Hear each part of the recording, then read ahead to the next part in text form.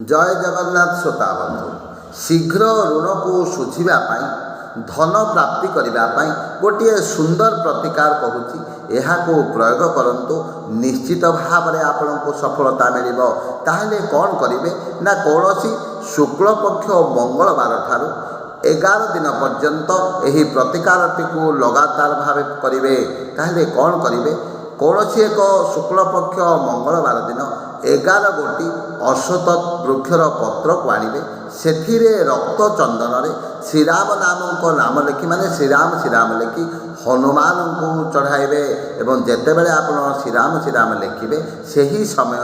11 थर बजरंग बाण पाठ करेंगे एवं 11 दिन पर्यंत यह प्रयोग करेंगे देखिए सफलता निश्चित भाव में प्राप्ति हेब आपण आनिथिबा ऋण भार धीरे धीरे सुझिब एवं आकस्मिक धन लाभ होइपारे।